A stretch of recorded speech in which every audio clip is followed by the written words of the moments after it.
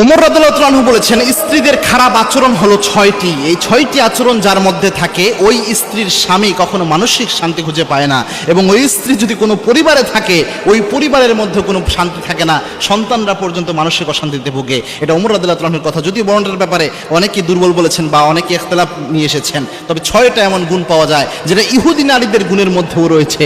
এই 6টা গুণ, এই 6টা গুণ থেকে আমাদের বেঁচে থাকা উচিত। আল্লাহর হাবিব সাল্লাল্লাহু আলাইহি ওয়াসাল্লামের শ্রেষ্ঠ সাহাবী ওমর রাদিয়াল্লাহু আনহু তিনি বলেছেন, 6টা গুণ হচ্ছে নিকৃষ্ট গুণ মহিলাদের জন্য।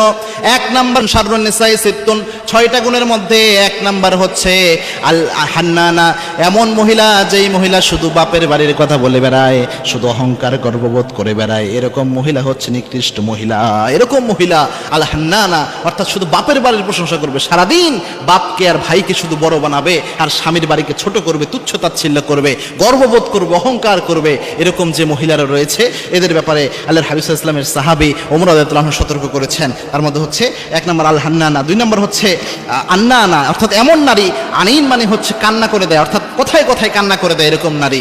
আন্নানা, যে নারী কথায় কথায়, যেটাকে নাকে কান্নার স্বভাব থাকে, যে কোনো কিছুতেই কান্না করে দিচ্ছে অথবা যে কোনো কিছুতেই অবজেকশন জানাচ্ছে, এরকম নারী যদি হয়, বেশি অভিযোগ দেয়, কথায় কথায় কান্না করে, এরকম নারীকে আল্লাহর হাবিব সাল্লাল্লাহু আলাইহি ওয়াসাল্লাম শ্রেষ্ঠ সাহাবী ওমর রাদিয়াল্লাহু আনহু তিনি সবচেয়ে নিকৃষ্ট নারী হিসেবে উত্থাপন করেছেন, নিকৃষ্ট নারীর গুণ হিসেবে উত্থাপন করেছেন। 3 নাম্বার হচ্ছে আল মান্নানা, অর্থাৎ কোনো কাজ করলো অথবা কোনো উপকার করলো, এটা বারবার বলে বেড়ায় যে আমি অমুক কাজ করলাম, আমি এই কাজ করলাম।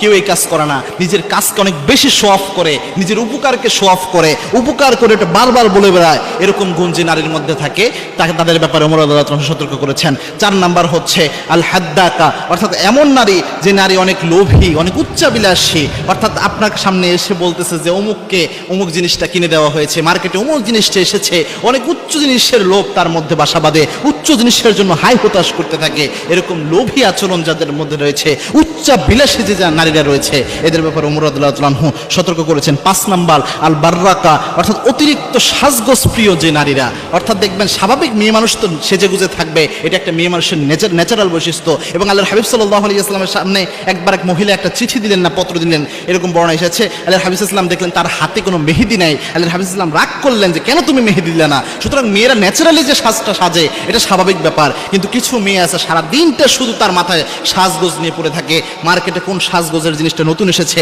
পার্লারে কয়দিন পরে যাওয়া হবে, যাওয়া হলো না হলো, এইগুলো নিয়ে সারাদিন মেতে থাকে। এরকম নারীর ব্যাপারে ওমর রাদিয়াল্লাহু আনহু সতর্ক করেছেন। আর সর্বশেষ সেটা হচ্ছে আস-সাদ্দাকা, অর্থাৎ এমন নারী যেই নারীরা চিবিয়ে চিবিয়ে কথা বলে। চিবিয়ে চিবিয়ে কথা বলা বলতে, অর্থাৎ দেখবেন আপনাকে কোনো কথা বলতেছে, কথা হয়তো অল্প পরে, কিন্তু চিবাইয়া চিবিয়ে এমনভাবে কথা বলে যে আপনার জ্বলে পড়ে